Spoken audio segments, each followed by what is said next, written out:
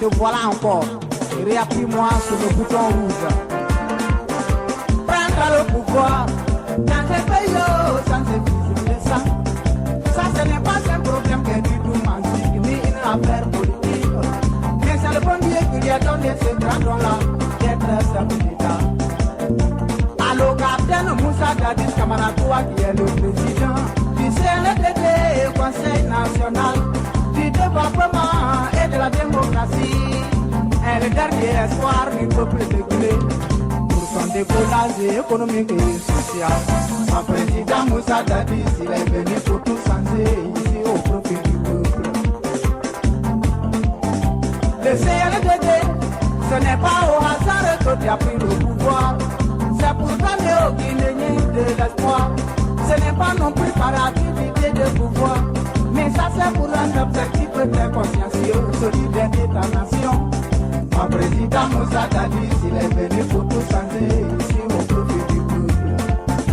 Monsieur le président du CNDD, Camara Moussa Dadis, nous vous saluons dans vos idées égalitaires et dans vos initiatives salutaires, surtout pour le progrès de ma patrie qui est en Guinée. Merci le CNDD de nous avoir évité les fusions de sang. Grâce à vous, aujourd'hui là on est en paix. La Guinée est à l'aise. Pas de détournement, ni de la gabésie, du despotisme, aussi du népotisme, de la dictature, de l'autoritarisme, du tribalisme, de l'ethnocentrisme, du clientélisme, du régionalisme. Tu as mis fin à l'abus du tabac, de la drogue, même de la cocaïne. Pas de trafic pour ces mauvaises épidémies. Et c'est hier que la corruption a rendu la mort, on vient de l'enterrer. Monsieur le président, c'est grâce à vous que tout a changé chez nous. Mon président Moussa Dadis, il est venu pour tout changer ici au profit du peuple.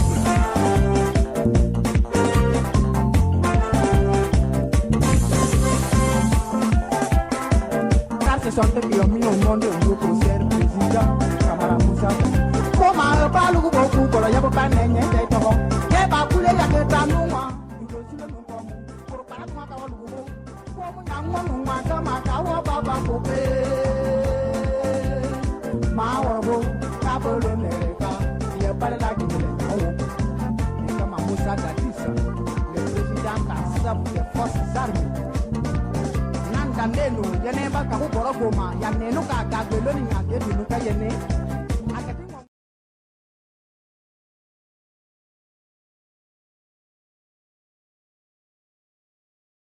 ngom mama ta ka pore no ni dinga mama di musa kamara ko ba ga dulo musa ga dis kamara ya par kai ayi gre gala le namu popo musa ga dis kamara tora ka buye ali ya sopra pipi tora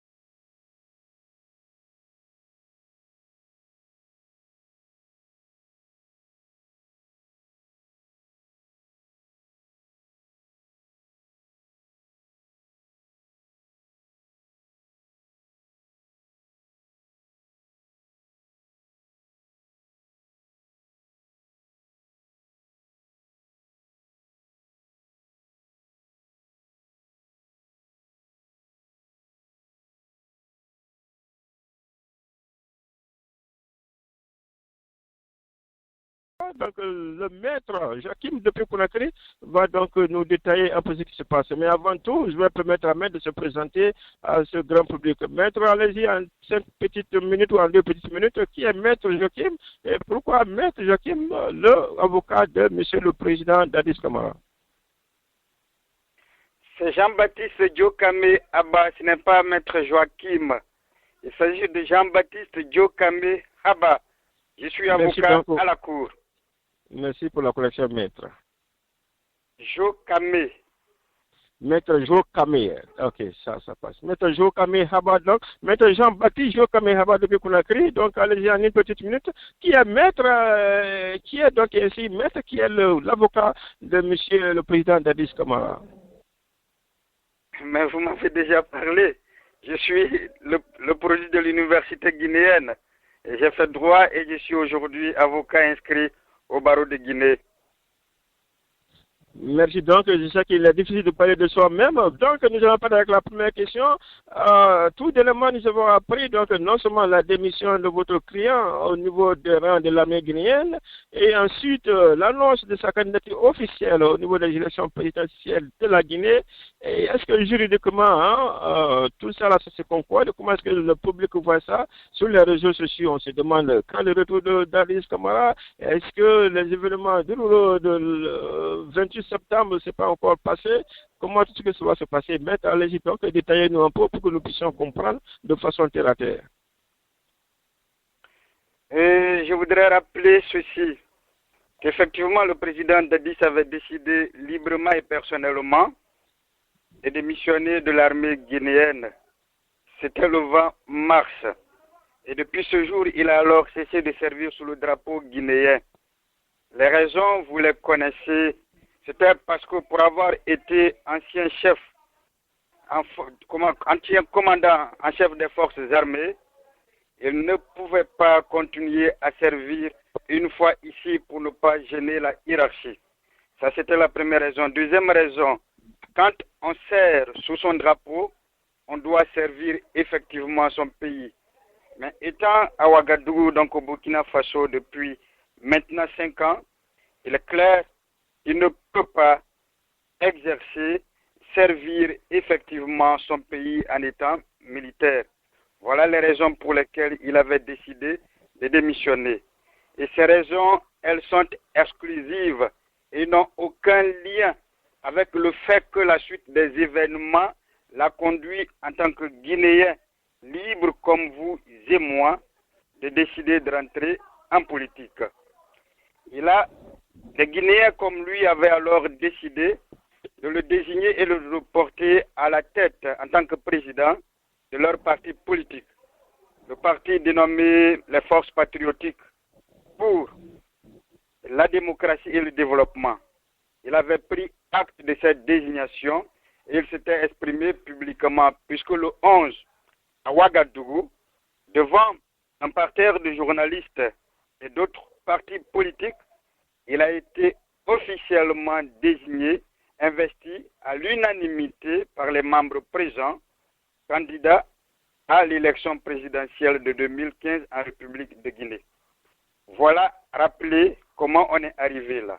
Maintenant, me dire quelles peuvent être les ramifications juridiques simplement parce qu'il y a eu les événements du 28 septembre, je vais être très clair avec vous. Il n'y a aucun lien entre les deux événements. Il n'y a aucun amalgame à faire entre le fait pour le président Dadish d'être candidat à l'élection présidentielle de 2015 et les massacres effectués au stade du 28 septembre. Je vais vous expliquer. Et je vais tout simplement rappeler les conditions qui permettent à une personne d'être candidat à une élection présidentielle en Guinée. Entre autres, il faut d'abord être guinéen. Entre autres, il ne faut pas avoir une double nationalité. Il faut avoir au moins 35 ans. Et il faut avoir été présenté par un parti politique dûment agréé en République de Guinée. Parce que dans notre pays, la candidature indépendante n'est pas permise. Elle n'est pas admise. Ceci dit, le président Dadis répond à toutes ces conditions légales. Dès lors, jouissant de tous ses droits politiques, étant non interdit et majeur, rien ne peut empêcher qu'il soit non seulement président d'un parti politique, mais qu'il soit aussi... Your credit is getting low. This call will last for 60 seconds. En ce qui concerne les massacres du 28 septembre, je vais vous rappeler ceci. Le président de la République, le président Dadis, à l'époque, était président de la Guinée à l'époque des faits. Cela signifie que normalement et même naturellement, il devait être entendu. Je vous rappelle qu'il a été déjà entendu en qualité de témoin. Le témoin en droit, c'est la personne qui fait le récit ou la relation des circonstances de ce qu'elle sait, des circonstances de la commission d'une infraction. Et justement, le pôle saisi, parce que les juridictions guinéennes sont déjà saisies, avait alors décidé de l'entendre en qualité de témoin par une commission rogatoire qui avait été ordonnée par eux, juges guinéens.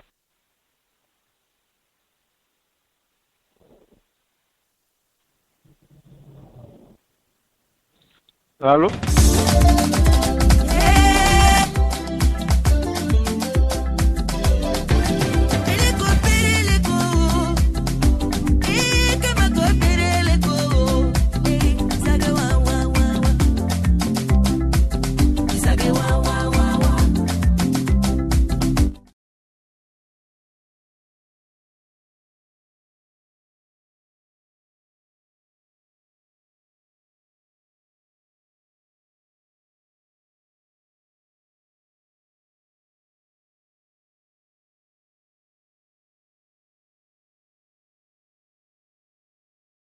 minutes pour finir avec ça, mais je vais voir, je demande aussi à la communauté technique de faire attention au numéro 301 qui finit par 97-81.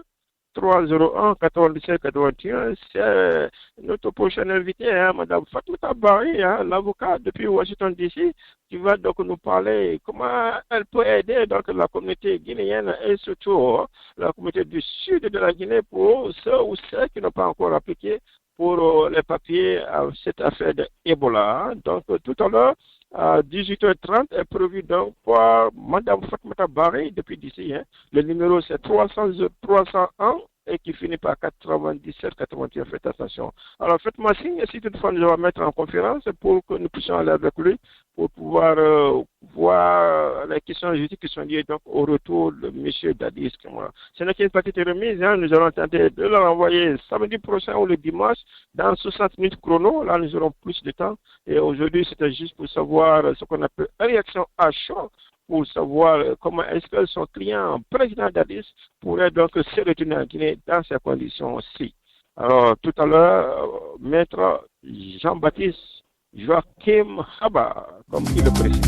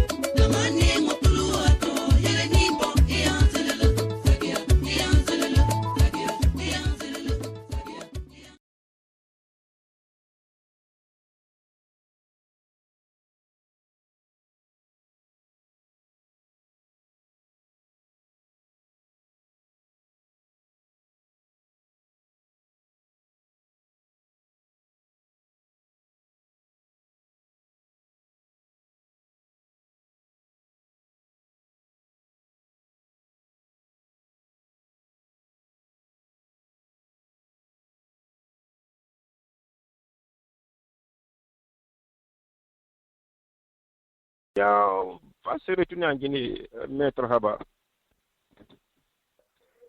Mais le président Dadis n'est pas interdit de rentrer en Guinée. comme il a dit lui-même, et moi-même je l'ai toujours dit sur les ondes, le jour où il va décider de rentrer en Guinée, il va entrer. Lorsqu'il a annoncé sa candidature à l'élection présidentielle, il a dit publiquement qu'il allait entrer. Mais regardez un peu le statut de l'homme. C'est quand même un ancien chef d'État. Et actuellement, qu'est-ce qui doit le préoccuper et qu'est-ce qui le préoccupe? Il va d'abord informer les autorités burkinabées. Je pèse mes mots. Je dis informer. Il a quand même passé 5 ans au Burkina Faso où les gens ont été formidables, où les gens ont été accueillants à son égard. Il doit d'abord leur exprimer sa gratitude et donc informer qu'il doit entrer désormais dans son pays. Il doit également informer les autorités de la République de Guinée parce que son statut permettrait peut-être à ces autorités de décider de prendre certaines mesures sécuritaires. Maintenant, si cela est fait, il va valablement prendre un avion et il va entrer en Guinée. Lorsque il va entrer en Guinée, oui. Oui, maître, revenons un peu sur ce que vous venez de dire, c'est-à-dire le statut de l'ancien président de la République de Guinée. À mon entendement, Ok, allez-y, il n'y a pas de problème. Oui, je vais y arriver. Nul ne peut nier qu'il a été commandant en chef des forces armées, qu'il a été ancien chef de la Guinée, qu'il a été président de la République. L'actuel président l'a dit lui-même il n'y a même pas longtemps, quand il lui a été demandé de savoir s'il Dadis devait vivre au Burkina ou en Guinée ou ailleurs. Il a dit, c'est un ancien, il ne fait pas de commettre là-dessus, c'est un ancien président, il le respecte. Cela vient du premier responsable actuellement de la Guinée. Donc je disais, si des mesures sécuritaires sont prises, mais il va entrer. Maintenant, si des gens s'opposent à ce qu'il entre, mais vous serez informés, le monde entier sera informé, et moi, je peux vous assurer que je me battrai pour démontrer qu'on ne peut pas interdire à un Guinéen de rentrer dans son pays, dès lors que, en l'état actuel, rien et encore rien ne l'empêche d'entrer en Guinée. Je vais donc demander à la de on a un peu d'écho là. On a un peu d'écho, donc sûrement quelqu'un doit être proche de son ordinateur. Donc vous allez nous corriger cette petite panne technique. Je rappelle donc aux gens que nous sommes donc à l'écoute de Maître Jean-Baptiste Joachim Kaba, maître avocat du président Dadis Camara, qui nous parle un peu de ce qui se passe autour et pour son client, le président du FDPP, ou FPDD, je m'excuse, parti des forces patriotiques du développement et je sais plus ce quoi se passe. Alors maintenant, nous allons repartir un peu par rapport à votre client encore. Beaucoup de personnes pensent que vous avez dit il a été entendu en tant que témoin, il n'a pas encore été inculpé, ce n'est pas le souhait de quelqu'un, nous pensons que tout ira bien pour lui, mais au cas où on disait que votre client était inculpé, est-ce qu'il va toujours garder son statut de président de ce parti et comment cela va se passer, maître? Et la question est très importante. Il faut bien que les gens comprennent ceci. Pour le moment, son statut ou sa qualité, il a été entendu en tant que témoin. Maintenant que les juges ont reçu cette déclaration, si les juges du pool estiment que ces déclarations-là ne sont pas suffisantes, ils vont décider ou bien d'ordonner, toujours par commission rogatoire internationale, un autre supplément d'information, et laquelle commission rogatoire sera alors exécutée par les juges burkinabés, où ils vont décider eux-mêmes de se transporter sur Ouagadougou pour l'entendre. Il s'agira d'un transport judiciaire. Mais pour être plus précis avec votre question, s'il était inculpé comme vous le dites, je rappelle que l'inculpation signifie que les juges d'instruction en charge du dossier estiment qu'il existe contre le président Dadis des indices graves et concordants d'avoir participé directement ou indirectement en tant qu'auteur, co-auteur ou complice à la commission des infractions qui ont été perpétrées au stade du 28 septembre. Et encore que, je veux encore vous rappeler que l'inculpation ne signifie pas culpabilité. Ça signifie simplement qu'il y a des indices qui pèsent sur lui et que les mêmes juges qui peuvent l'inculper peuvent toujours prendre une décision qu'on appelle ordonnance de règlement, une ordonnance de non-lieu pour dire qu'il n'y a pas lieu à le poursuivre. Ça, c'est le premier élément. Deuxième élément, tant que une décision rendue par une juridiction répressive, non pas une juridiction d'instruction, parce que le pôle aujourd'hui en charge du dossier est une juridiction d'instruction qui ne juge pas, mais dont le rôle se limite tout simplement à l'instruction de l'affaire. Maintenant, si ces juges-là estiment qu'il doit être poursuivi, on va le renvoyer devant une juridiction répressive. Seule cette juridiction répressive peut prononcer une décision de condamnation ou de relax ou acquittement. Si une décision de condamnation tombait et qu'il y avait une peine afflictive ou infamante, il va sans dire qu'il ne pourra pas faire de la politique. Mais on n'est pas là à ce niveau. Donc même s'il venait à être inculpé, il est impossible, rien ne peut encore l'empêcher d'être candidat à l'élection présidentielle. Et je peux même être catégorique avec vous. Si les élections doivent se dérouler cette année, rien ne peut l'empêcher d'être candidat à l'élection présidentielle. Parce que je vois mal qu'il puisse être inculpé, qu'un procès puisse se tenir, qu'il puisse être condamné avant cette date-là. Ce serait vraiment un rêve et il me semble que d'un point de vue procédural, c'est une impossibilité absolue. Vu donc le temps, je vais poser la dernière question à Maître. Maître va dire son dernier mot, puisque nous sommes impressionnés que partie remise, nous allons avoir Maître dans les prochains jours, dans 60 minutes chrono. Aujourd'hui, donc, nous allons avoir M.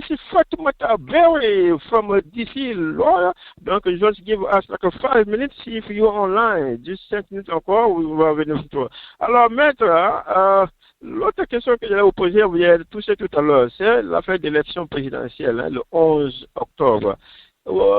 Avec toutes les conditions que vous avez ici, la Cour constitutionnelle guinéenne est quand même à mesure de rejeter la candidature de Maître président Dadis Camara, n'est-ce pas, en tenant compte de beaucoup de paramètres, puisqu'ils doivent discuter de la recevabilité de certains dossiers, de la candidature de certaines personnes. Donc, ils peuvent dire que je vais revenir tout sur cette affaire des statuts de l'ancien président, de monsieur le président Dadis Camara. Sûrement, le président Alpha Condé l'a dit, bon, mais est-ce que dans un peu plus tôt encore, quelque part, Alpha Condé avait dit qu'il ne connaissait pas en Dadis le statut d'ancien président. Est-ce que vous pouvez lever donc cet équivoque, puisque ça persiste sur les réseaux sociaux au niveau de Facebook ou Maître? La question que vous posez est une question générale et ne doit pas concerner uniquement le président Dadis. Cette question va concerner tous ceux-là qui seront candidats à l'élection présidentielle. Parce qu'il appartient à la Cour constitutionnelle seule et uniquement elle seule de pouvoir décider de la validité ou non de telle ou de telle candidature. Donc, lorsque le président Dadis va poser, a été déjà investi comme candidat, lorsque son dossier ira devant la Cour constitutionnelle est souveraine. Au vu, bien sûr, comme vous le dites, des pièces de son dossier, elle pourra valider ou non. Mais c'est une question qui ne s'intéresse pas à lui seul, c'est une question qui va concerner tous ceux qui seront candidats à cette élection présidentielle. En ce qui concerne son statut, je voudrais vous rappeler que l'article 44 de notre Constitution est très clair là-dessus. Je ne l'ai pas avec moi, il fait nuit. L'article dit ceci, que les anciens présidents de la République viennent de façon protocolaire automatiquement après le président de la République et avant le président de l'Assemblée nationale. Le président peut confier des missions spéciales aux anciens présidents. Et ces anciens présidents bénéficient d'avantages matériels, moraux et financiers que lui confère la Constitution elle-même. Le problème qui se pose aujourd'hui, c'est que ce même texte dit que les modalités de cela seront fixées par une loi organique. Mais attention, il y a un vide, la loi n'existe pas. aujourd'hui. Mais il n'y a que, c'est un droit acquis. Et le président de la République lui-même a prêté serment de faire respecter la Constitution. Mais en attendant que l'Assemblée prenne la loi, mais les anciens présidents ne doivent pas être privés des avantages qui lui sont concédés par la Constitution. Je voudrais aussi apporter une précision. Parce qu'il ne faut pas distinguer la loi là où la loi n'a pas distingué. Les gens parlent de président démocratiquement élu ou non. La Constitution a tout simplement parlé des anciens présidents. On n'a jamais dit un président démocratiquement élu ou pas. Parce que si nous allons avec ces raisonnements, croyez-moi, en Afrique, il serait très rare de voir un ancien président. Voilà ce que je peux vous dire. Et nous sommes en train de nous battre pour cela, pour son statut. Mais rien ne peut lui dénier les statuts d'ancien chef d'État. C'est déjà un droit acquis.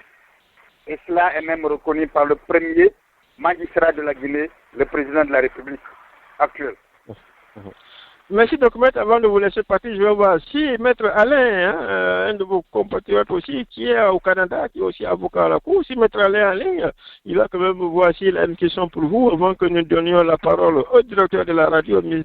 Issa Kourouma, pour vous remercier et voir encore dans quelle mesure nous pouvons vous avoir dans les prochains jours pour 60 000 chronos. Maître Alain, depuis le Canada. Alors, maître Alain? Sûrement pas disponible pour le moment. Alors, directeur, M. Issa Kourouma, allez-y pour le remerciement au maître Haba depuis la Guinée-Conakry et c'est avec partie remise. Élevez la voix, il y a une grande pluie qui a commencé ici. Alors, merci bien, mon cher frère Peter depuis Alabama.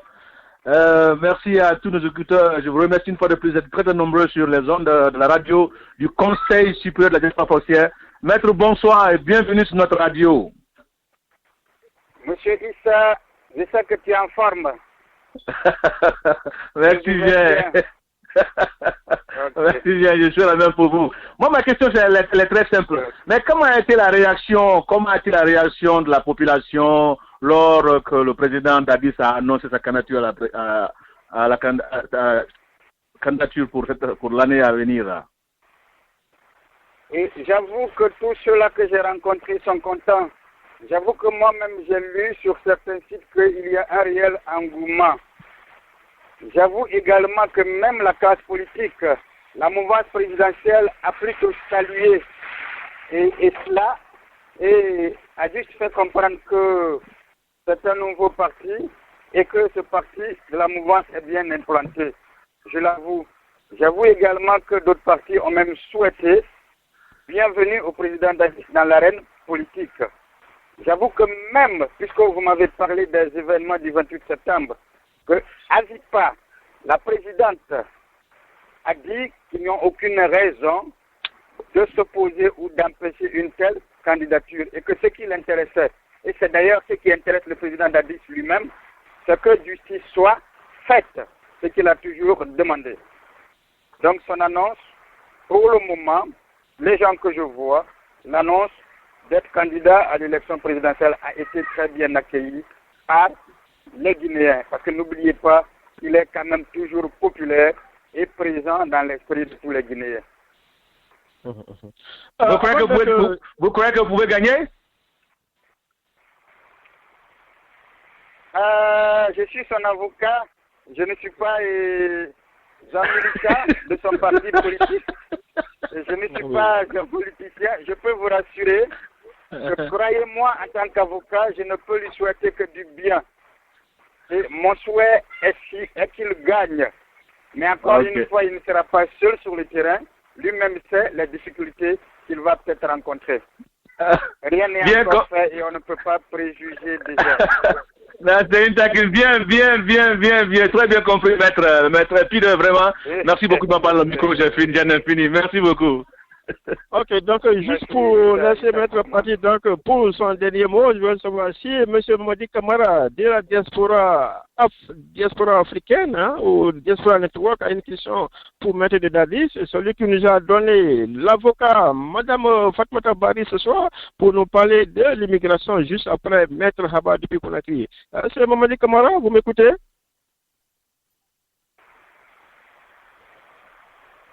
Sûrement pas. Donc, Maître Haba, depuis qu'on a allez-y pour votre dernier mot, puisqu'il pleut très fort, et nous continuons à vous retrouver dans les prochains jours avec plus de temps et plus de paix, plus de quiétude. Allez-y pour votre dernier mot, Maître Haba, et qu'est-ce que nous pouvons véhiculer comme message par rapport à toutes les personnes qui pensent que Dadis, sûrement, c'est un coup monté ou un coup bas de professeur Alpha Condé pour venir faire ce qu'on appelle le trouble fait au niveau de la chaîne publique ou de la chaîne politique, qu'après, si jamais M. Dadis passait au deuxième tour avec Alpha Condé ou bien il était troisième quelque part, ça allait avoir ainsi une coalition entre Maître M. Dadis et la mouvance. Donc les gens pensent que c'est un petit malin de Alpha Condé et M. Kamara. Bon, c'est que vous n'êtes pas vice-président du parti. Vous me faites penser à l'article de Thibault. À malin, petit malin. Voilà, allez-y un peu, hein, dites un peu. Hein, est-ce que ça tient debout ou bien... Je peux vous rassurer, parce que je connais l'homme depuis 3 ans et quelques. Je le côtoie, il me côtoie, nous communiquons tous les jours. Je peux vous rassurer qu'il s'est engagé librement, non pas pour quelqu'un, il ne fera jamais la politique pour quelqu'un. Et encore une fois, il s'est vraiment engagé, il est déterminé. Tout ce qu'il peut souhaiter à tous les Guinéens, c'est peut-être qu'il soit soutenu. Parce que pour lui, la meilleure façon d'apporter sa pierre de touche à l'édification d'une Guinée nouvelle, d'une Guinée qui avance, d'une Guinée qui fait le bonheur de tous ses fils, c'est bien participer à la vie publique de la nation en s'engageant politiquement. Un dernier mot, je suis fier du Conseil supérieur de la diaspora forestière et je vous encourage à continuer à faire ce que vous êtes en train de faire parce que c'est bien, non pas seulement pour la Guinée forestière, mais c'est bien pour toute la Guinée. Et c'est tout ce que je peux vous dire. C'est à nous de vous remercier, Maître. Que nous allons vous recevoir dans la fin de cette semaine et puis pour voir comment est-ce que nous pouvons avoir votre client, parce que votre client, une fois président, nous savons qu'il ne va plus avoir de vie privée, il ne faut plus aussi rester sans venir sur les antennes. Donc, il va falloir que le président Dadis Kamara commence à prendre un peu son bâton de pèlerin pour aussi faire la campagne, hein, Maître. Donc, c'était là. Bonsoir à vous. Il a déjà commencé. Merci donc à vous, Maître. Et donc, je vais donc demander à la cabinet d'accompagner Maître avec une note musicale. Et pendant ce temps, we have Mr. Fatmata Berry online and Sophie second. We're going to get her for the immigration purpose. Cabinet technique accompagné Maître Haba avec une note musicale, s'il vous plaît.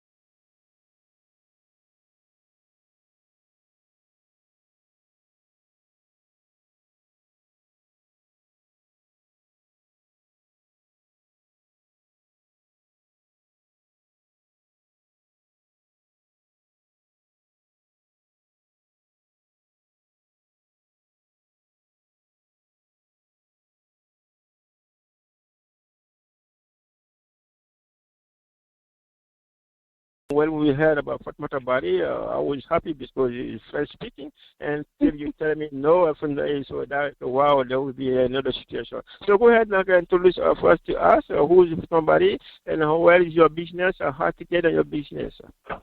Okay, so do you want me to is someone going to be translating? So you want me to? No, for now you can explain to us. We all understand. We all gonna understand what you say. Okay, perfect. Okay. Yeah.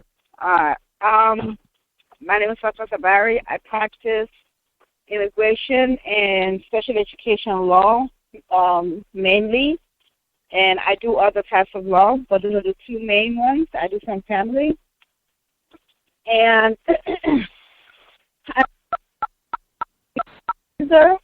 and focus is in organizing the African immigrant community in the diaspora. And that's the little basic stuff. I don't speak any French. And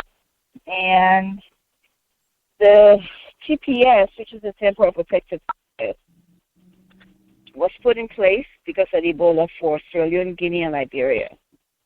And it was in November of 2014, and people had 180 days to apply or register.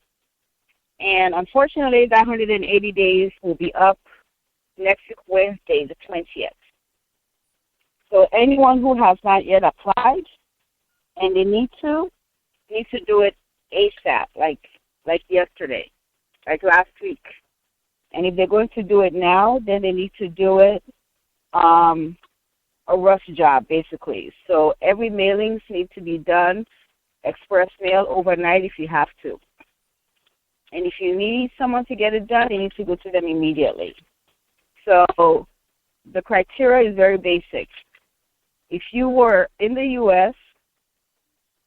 before or since November 20th, and you continue to be here November 21st, 2014, you qualify to register for the temporary protected status. What that means is it's not just people who came here during the Ebola crisis, but you could have been here for 50 years. It doesn't matter. So long as you don't have a legal status and you were here before November 20th, 2014. The exclusions are usually people who have felonies or at least 2 serious misdemeanors. Those people may more than likely not get it. Okay? And I usually advise people who have felonies in their record and don't have any legal status to not apply because it could be detrimental to you. So you have to know what your criminal history is or your criminal background is. So that's basically it. You have to be a citizen or national of either Sierra Leone, Liberia, or Guinea. That's it. And you have to show that by either a passport, a national ID, a birth certificate, and you can prove that you were here either by when you came into the country, and like a phone bill, a lease for your apartment, a receipt that said you paid your November rent or December rent, or bank account statements for that month that shows especially that you're doing withdrawals and stuff like that. Or if say you don't have a bank account, you don't work, because you can also do a check stub. And you can use, say if you belong to a masjid, the imam can write something stating you're a member of the community, so on and so forth, sign it and notarize it. Or if you're with the church, you can do the same thing. You know, so community organization. So what's the fee? What the fee is according on that? How much you have to pay for as a fee? The application fee itself is $515 from age 14 to 64, 65. And after the age of 65, I'm sorry, excuse me, it's $135. If you're under the age of 14, it's 80 or 50.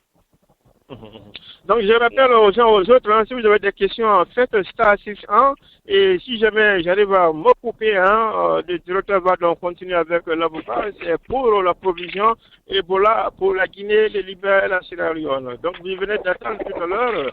Est-ce que Jean Rabat, depuis Michigan, vous avez une question? Non, pas du tout, j'ai pas de questions. Okay. Alors, Mr. Barry, you just said if you didn't do it last week, you almost on the deadline. So, how can someone get in touch with you quickly as possible to get this done before May 20? I believe that is the deadline. How can we get in touch with you, Mr. Barry? My number is 301. 301. 300. 300. 97. 97. 81. 301 300 9781.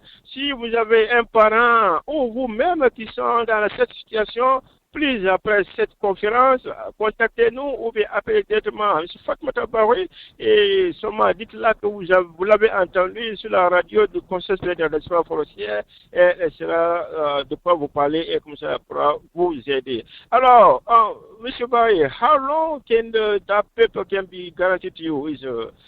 We heard some people say 18 months, some people say 2 years, 3 years.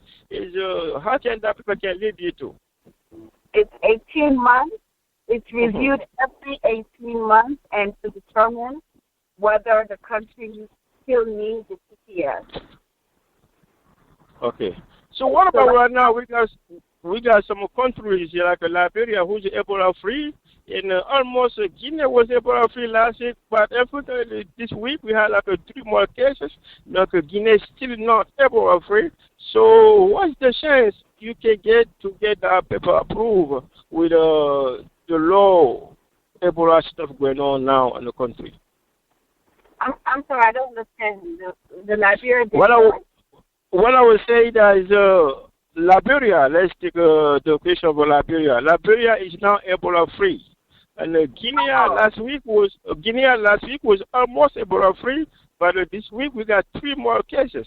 Est-ce que that will reduce your chances to get the paper done, or it doesn't matter? No, the CPS is still active, so it's not it's not a case of Ebola finished and CPS is over. The Department of Homeland Security has to actually decide to remove the CPS from the country. So they haven't decided that yet. So the CPS is still valid. So actually, November, May 2016, I believe.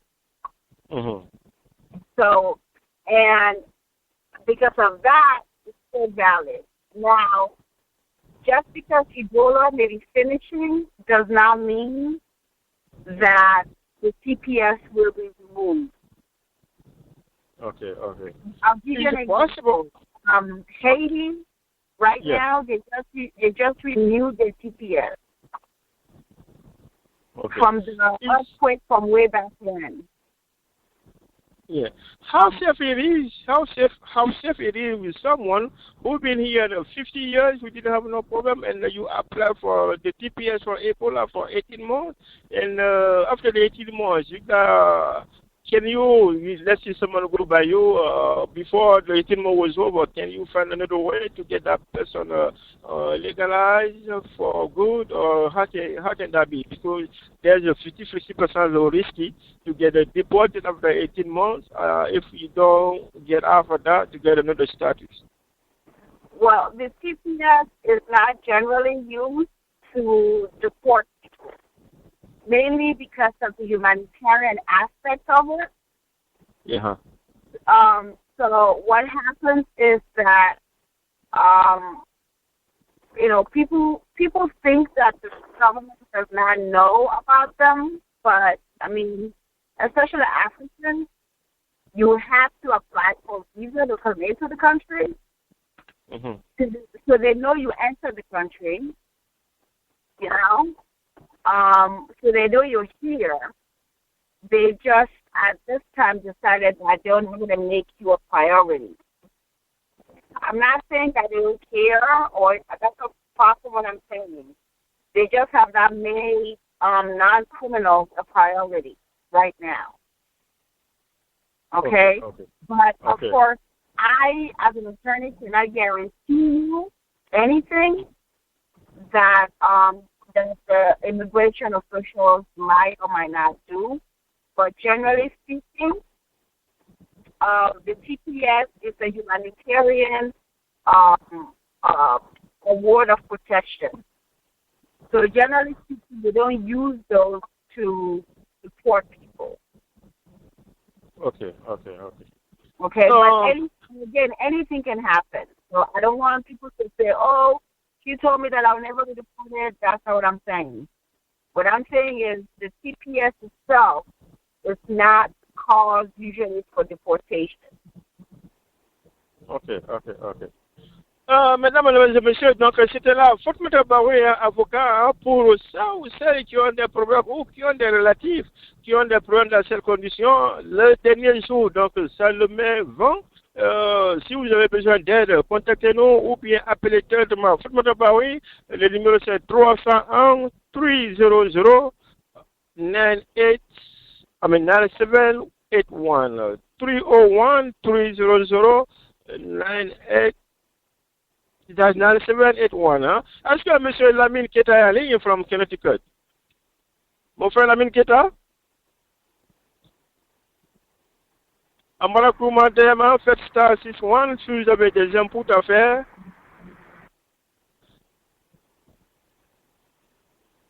Okay, one last question. Thank Mr. Baroui, before to let you go, once again, thank you for your time. And one last question is, there is a chance for someone who didn't apply until now to get in contact with you. Hein?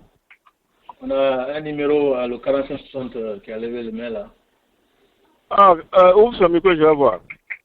Ok. Alors, c'est qui? C'est Lamine? C'est Kourma Dema? Non, c'est Prosper Loi, voilà.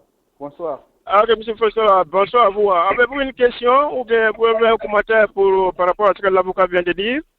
Non, j'ai juste une question là, voilà. Yeah. Ok, allez-y pour votre question. All right. Good afternoon, Miss Barry. Good afternoon.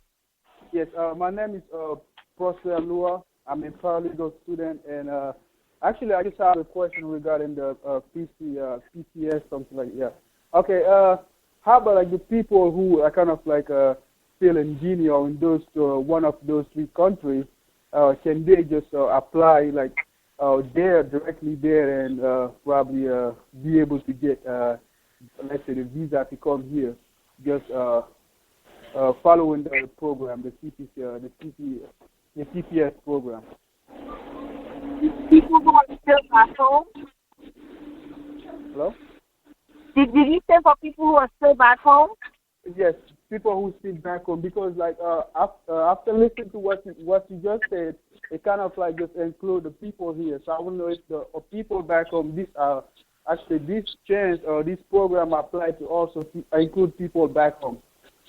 No, it only applies to people who are here. Continue to be here after November 21st. Okay, no problem. All right, thank you very much. Yeah, thank you. All right. Thank you, M. Prosper Loi. Est-ce que vous avez une autre question avant de laisser M. parler? Oui. Oui. Allô, allez-y. Bonsoir encore une fois de plus, mon cher frère.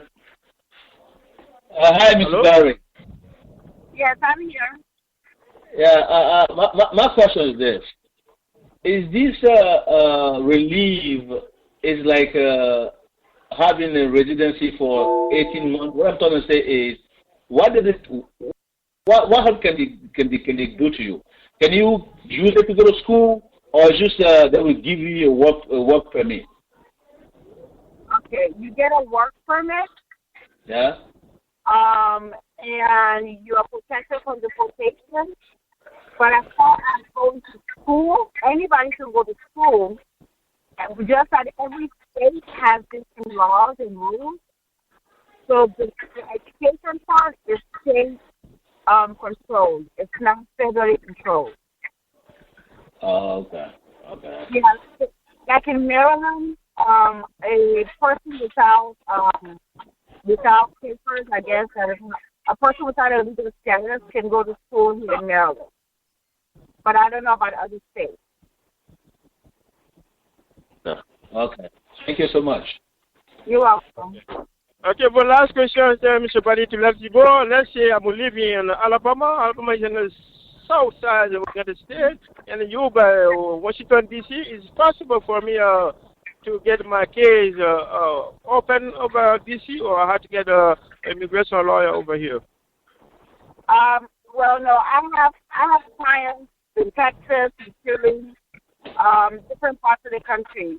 Normally, what I do is people will either email me their documents.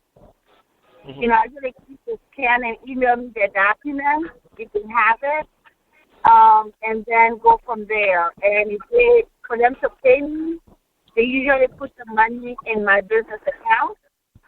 But if it's people who don't have access to email, and don't have access to scanning, because of the short time, I would still go to somebody that's there that you can go to right away and give them your records. But if you have access to email, I can do it for you from here. OK. Mesdames, Mesdames et Messieurs, c'était donc là l'avocat Fatoumata Barry depuis Washington DC. Pour ceux ou celles qui ne veulent pas peut-être poser des questions en public, contactez-nous dès après cette émission. Nous allons vous mettre en contact avec Diaspora Network de Mamadi Kamara qui va donc vous relier rapidement avec l'avocat Mr. Fatoumata Barry. Once again, thank you so much for coming, and then we're looking forward for your service. Let's see, after this case, let's see no Ebola situation. Are you able to have someone, another regular immigration cases? Yes, I am. I do all that stuff. Okay. Thank you. Donc, will you pass along your information, your contact number to people online? And once again, thank you for coming, and thank you very much. I can give you my website if people can go on my website. Go ahead and get the website. Once again, your fax number, your phone numbers, and madame, prenez vos bics et les crayons et les papiers. Elle va donc donner son website comme ça pour les prochains contacts. Alors, go ahead for your website. Okay, my website is www. Barry, D as in boy, ARRE, Law, LAW, Center, CENTER.com. www.Barry, BARRIE, Center, CENTER.com, right? No, it's Barry Law Center. Barry Law, okay. www.Barry Law, BARRIE, Law, LAW, Center, CENTER.com. Correct.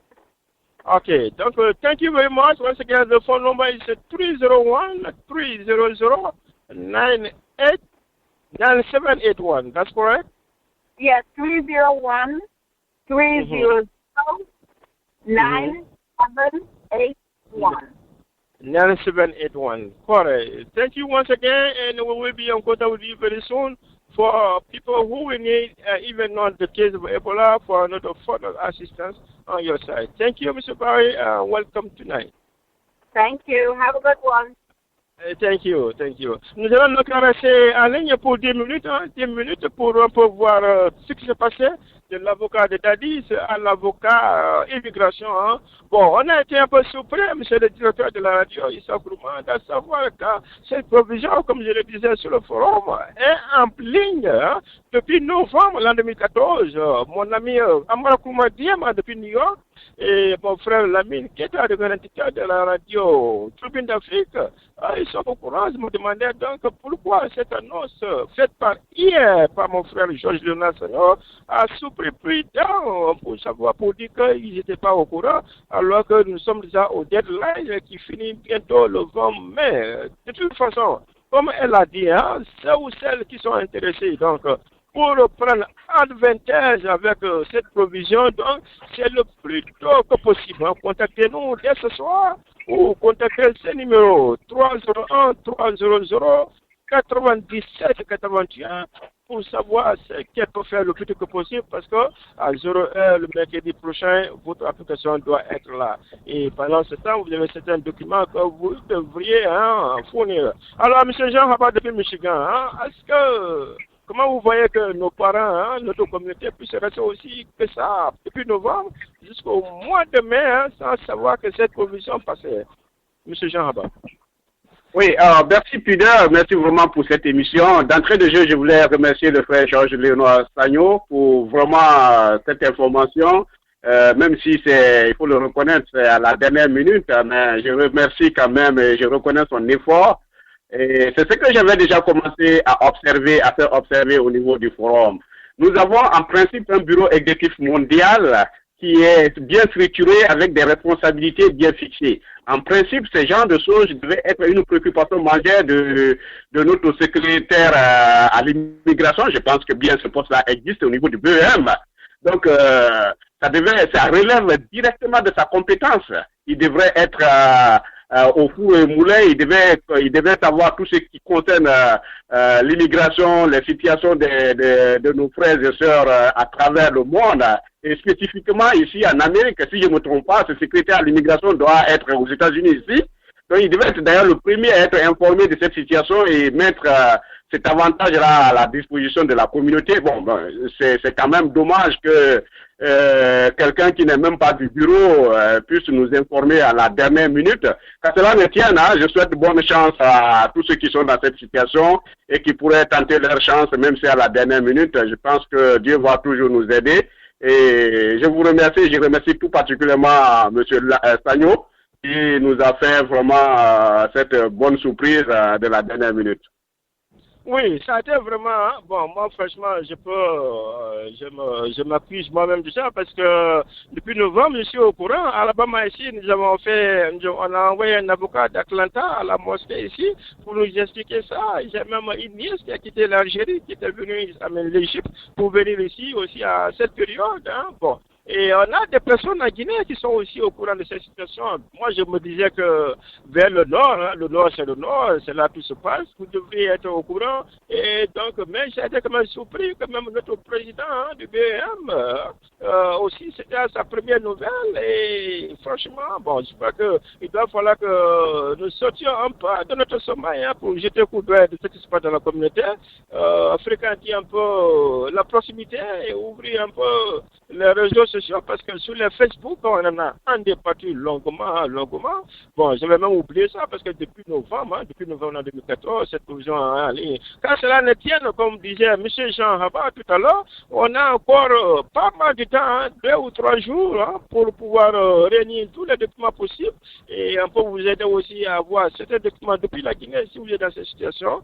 On a aussi des amis qui sont vers New York, à Maracouma Diamant, l'ami qui est à Connecticut, qui peut aussi nous aider à retrouver un peu rapidement les papiers que les gens vous demandent. Et si seulement si il y a des personnes où on a des parents qui sont pas avec nous et qui n'ont pas de papiers, bon, je sais que mieux vaut avoir rien que 0, comme elle a dit tout à l'heure. C'est une provision de 18 mois, 18 mois, bon, ça fait plus de 2 ans ou presque 2 ans.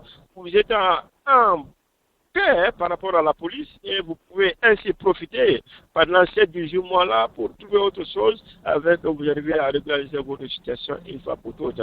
Alors, nous allons faire un peu le décryptage dans 10 minutes. Je suis en studio ambulant, direction Atlanta.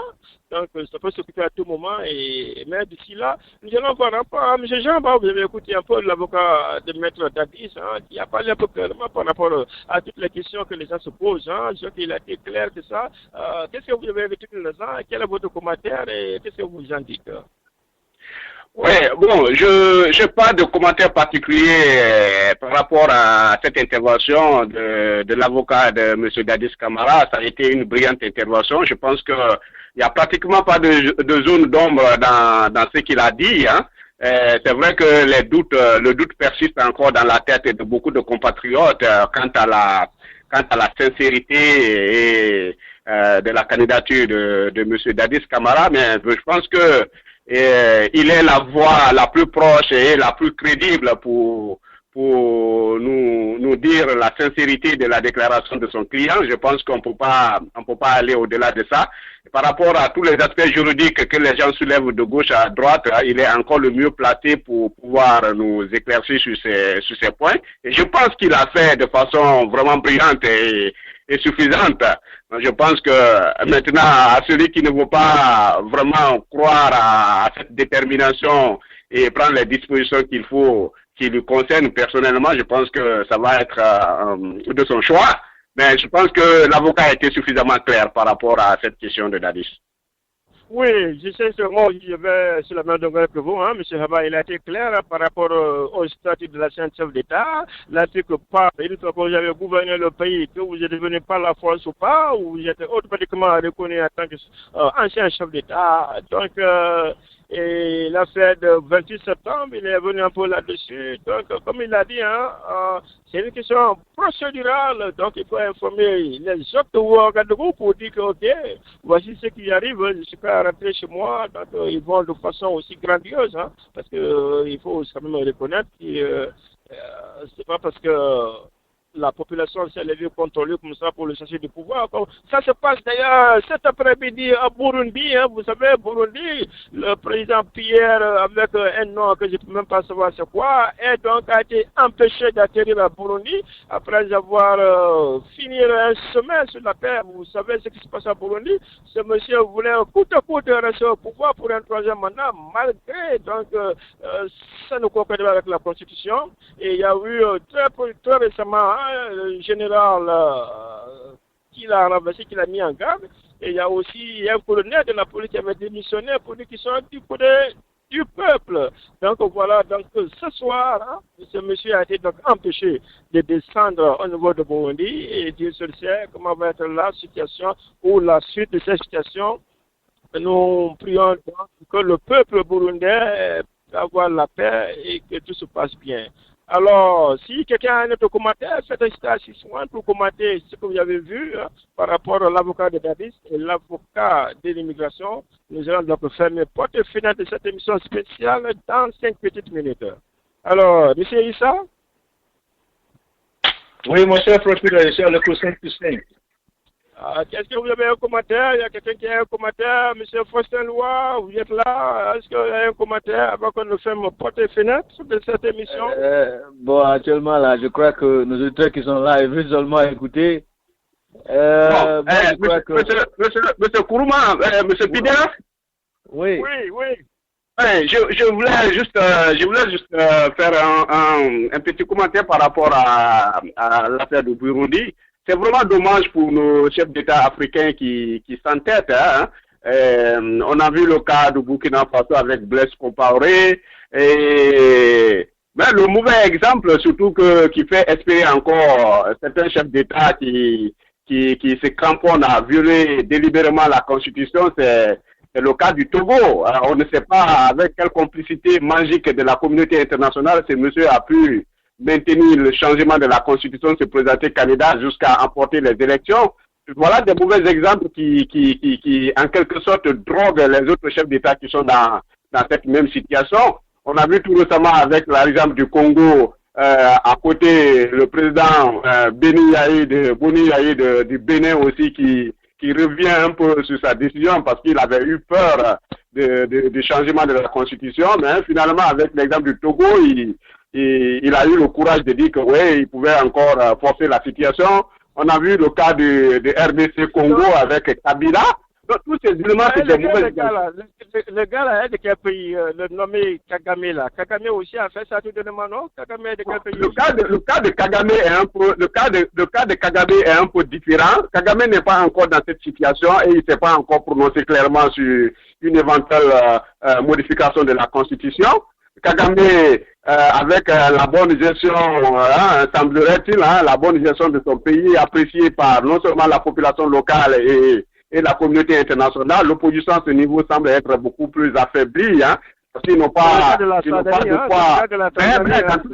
Dans tous les cas, Kagame du Rwanda ne s'est pas encore clairement prononcé sur sa volonté de changer la Constitution. Là, on n'en est pas là encore dans le cadre de Rwanda. mais tous les autres pays que je venais de citer, RDC Congo, comment on appelle, le Bénin, le Togo qui a complètement réussi à changer la constitution et à réélire son président. Et nous avons Denis Sassou Nguesso qui est à côté du RDC Congo, de Congo-Brazzaville, qui est dans la même situation. Voilà des mauvais exemples soutenus par la communauté internationale qui font que des chefs d'État se cramponnent. Sinon, M. Pierre du Burundi savait pertinemment qu'il était sur une pente glissante, surtout avec la dernière démission du vice-président de la Cour constitutionnelle. Ça devait lui dire déjà un écho. Mais bon, tous qui sont drogués, ils prennent des mauvais exemples sur certains chefs d'État qui sont soutenus par la communauté internationale pour des intérêts quelconques, donc ils s'entêtent. Donc c'est un peu dommage pour l'Afrique. Et j'ai bien peur que ces mêmes situations arrivent dans notre pays, la Guinée, avec de nombreuses violations de la Constitution par le chef d'État actuel. Donc, j'ai pris vraiment... J'allais arriver là. Bon, est-ce que, vous savez, M. Alpha Condé n'a même pas encore fini son premier mandat, c'est 5 ans, il est presque 4 ans et quelques, donc il y a encore quelques poussières pour finir le premier mandat, et il peut encore briguer un deuxième mandat, il n'a pas encore se prononcé sur un troisième mandat. Oui, mais la question est déjà soulevée par les journalistes et la dernière intervention de Alpha Condé sur cette question laisse vraiment perplexe tout un observateur, plus d'un observateur. Quand il présenait, quand il a intervenu sur cette question, il se disait que un mandat, 2 mandats n'étaient pas suffisants. Hein. Il a pris l'exemple d'un pays asiatique qu'un ancien président asiatique lui aurait conseillé que les bonnes dictatures ont permis de construire beaucoup de pays asiatiques. Donc c'est peut-être des mauvais exemples qui laissent déjà entrevoir la volonté affichée du M. Alpha Condé. Hein, si jamais il arrivait à bénéficier d'un second mandat, il a la volonté affichée de changer la constitution. Parce qu'il se dit que c'est un débat encore en Guinée alors que la constitution est complètement clair sur cette question. Si le premier magistrat du pays dit que ce débat est ouvert encore sur l'éventuelle modification de la constitution en Guinée, mais ça fait déjà des soucis, hein.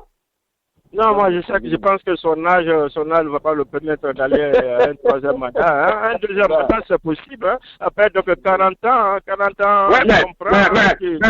c'est que tu oublies, hein, les anniversaires de Lansana Conté, à un moment donné, ils disaient que bon, le vieux là va mourir dans 2 ans, le vieux là va mourir dans peut-être 1 an. Mais curieusement, hein, Lansana Conté est resté, les Siraj Diallo sont morts, les Bamamadou, ils sont morts. Et voilà, c'est jamais, hein, c'est pas quel magie ces gens l'apprennent. Non, mais cher frère, n'oublie pas que s'il a été âgé plus que lui, hein.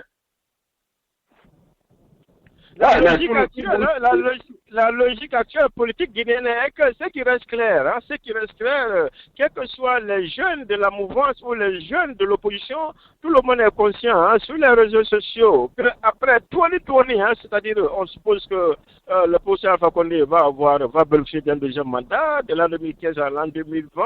Donc, ce qui veut dire qu'après 2020, les gens pensent que la classe politique doit changer, la jeunesse doit donc ainsi prendre son destin en main. Et les gens pensent que la jeunesse doit déjà, dès maintenant, même commencer à préparer son ascension au destiné politique du pays, 2020. Donc, je suis sûr et certain que même dans les rangs de l'opposition,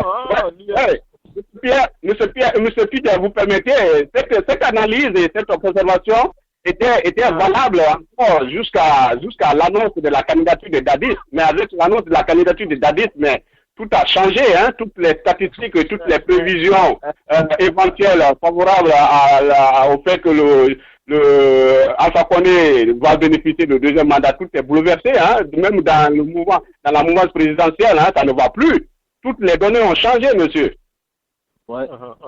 C'est la politique. S'il y a que le terrain qui commande, nous allons voir si jamais le président donc doit, pour votre information, devait rencontrer les chefs de file de l'opposition. Et dans le dialogue dans ces jours-ci pour parler de ce qui va se passer actuellement, ce qu'on appelle donc le chronogramme, les communales avant la présidentielle ou les présidentielles avant les communales. On ne sait pas ce qui va se passer.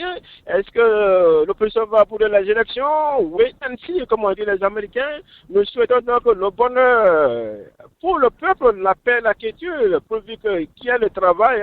Nous sommes aux États-Unis ici. Pas de personnes qui s'intéressent à la politique. Chacun se fie à son petit boulot. Et s'il y a l'eau, le courant et le boulot en Guinée, je crois que la population demande. Et donc, ceci dit donc, s'il n'y a pas un dernier commentaire, il y a donc fermer portes et fenêtres. Je prends donc ainsi Issa, direction Atlanta. Je dis donc merci à vous. Merci donc, directeur de la radio, M. Issa Kourouba, de nous permettre d'avoir cette émission spéciale. Et nous disons donc merci à M. Georges Léonard Sagnon qui nous a mis l'information hier, et donc ce qui nous a permis donc d'envoyer l'avocat ce soir. On a tous compris que chacun soit ambassadeur ou porte-parole de ce que l'avocat a dit par rapport à notre communauté ou par rapport à nos parents qui ne sont pas encore inscrits dans cette situation ou qui cherchent comment y inscrire. Le deadline, les derniers jours, c'est le mercredi à 0h. Donc, 4 jours, 5 jours, que Dieu nous aide. Je vous dis donc merci. Si M. Issa, vous pouvez donc entretenir le public au moins 10 minutes en musique, en note musicale pour 10 minutes. Et ensuite, nous ferons un point de finale. Je vous rappelle encore que demain jeudi, nous allons avoir M. Idriss Chérif, qui est le vice-président du parti de M. Denis Camara. Et Idriss Chérif va nous parler de le projet de société de ce parti politique, qu'est-ce qui s'est passé, quels sont les organisateurs de ce parti politique. Et de ce matin aussi, j'ai travaillé durement pour voir le M. Dadis lui-même ce week-end, si peut-être. Et le samedi, nous allons avoir Papis Chérif depuis Conakry, il est journaliste à la radio RTG Coloma, dans Coloma Matin, c'est un journaliste culturel. Nous allons voir ce qu'on appelle la thématique problématique de la jeunesse du sud de la Guinée, qu'est-ce qu'il faut faire pour nous organiser du sud de la Guinée et pour s'entraîner plus aussi des artistes. Monsieur Odin Dia est avec nous, il va rentrer bientôt. Qu'est-ce que nous allons faire pour lui dire au revoir? Monsieur Jean Haba, vous êtes de l'Algifa, vous avez ce qu'on appelle l'Assemblée générale qui va avoir lieu le 4 et 5 juillet l'an 2015, que ça n'a pas eu lieu l'année passée, quelque part à Nigeria. Est-ce que ça va se confirmer? On ne sait pas. On nous annonce aussi la tenue de la convention du CRDF en août. Donc, comment tout cela va se passer? C'est ce qu'on appelle en anglais WNSI. Merci à vous et bonsoir. C'est là.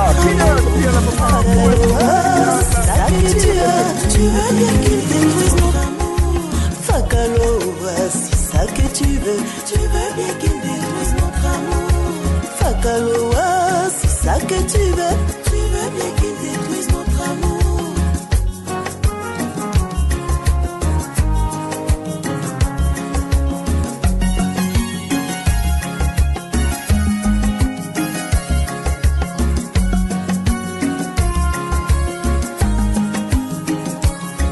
Je désire être ta femme, je désire être ta moitié, je désire être ta femme. Amour, oh et oui, oh et non, tu te fâches, tu t'en vas. Oh et oui, oh et non, tu te fâches, tu t'en vas. Tu aimes trop écouter les ondits, les mauvaises langues. Tu aimes trop écouter les ondits, les mauvaises langues. Sache bien que les mauvaises langues vivent au dépens de celui qui écoute. Sache bien que les mauvaises langues vivent au dépens de celui qui écoute. Fakalo, c'est ça que tu veux bien qu'il détruise notre amour. Fakalo, c'est ça que tu veux bien qu'il détruise notre amour. Les ondits, les mauvaises langues vont tout gâcher, vont tout détruire. Les ondits, les mauvaises langues vont tout gâcher, vont tout détruire. On remet de l'or à celui qui connaît sa valeur. Matenga Mamou, Delphine Lama depuis Wea, Germano Multiservice, depuis Paris.